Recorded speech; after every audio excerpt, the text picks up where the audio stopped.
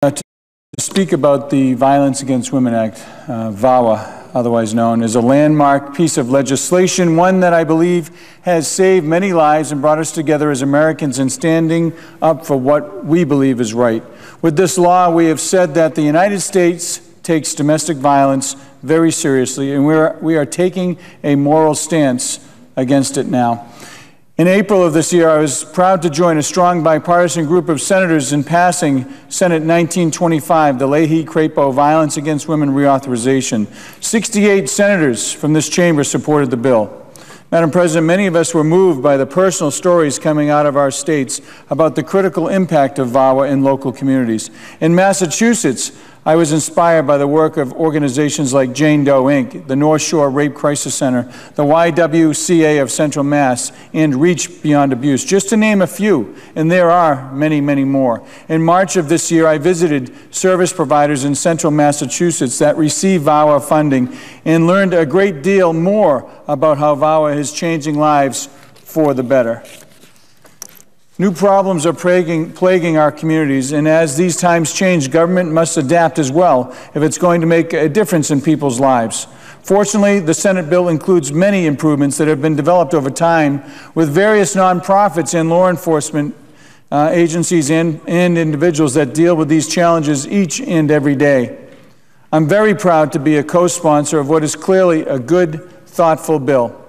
Unfortunately, following the bipartisan Senate action, the House passed a dramatically scaled-back version of the VAWA legislation that did not include core provisions that would improve the law.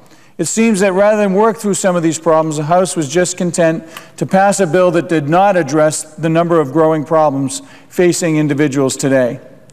That's not how we legislate. That's not how we should be legislating.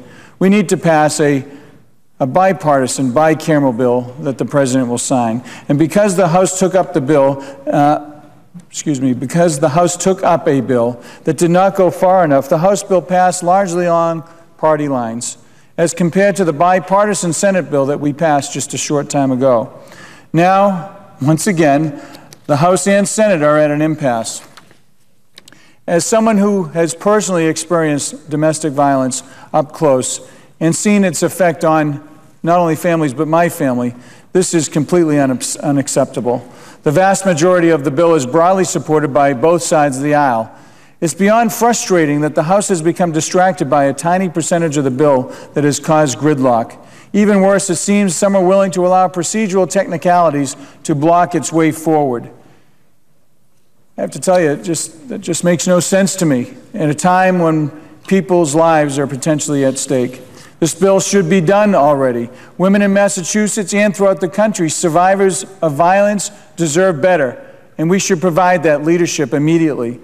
Madam President, today I'm calling on the House and Senate leadership and committees of jurisdiction to listen to the calls from millions of Americans and come together and pass a bill that addresses critical needs of our communities and citizens of those communities. All sides need to come together and work through the small amount of differences they have. As I've said before, in my experience, when people of goodwill work together and do one good deed, it begets other good deeds, and so on and so forth. And we can get together in a room. We can work through these challenges. We can come up with solutions. And I frequently hear from many of my colleagues that this is the way that things used to be done around here. I know we're relatively new still. And I would yearn and work every single day. I'm here to get back to that way of bipartisanship and spirit of doing things together. So I'm hopeful that we can get some of that bipartisan spirit back, that bipartisan, bicameral spirit back, and pass the Violence Against Women Act reauthorization.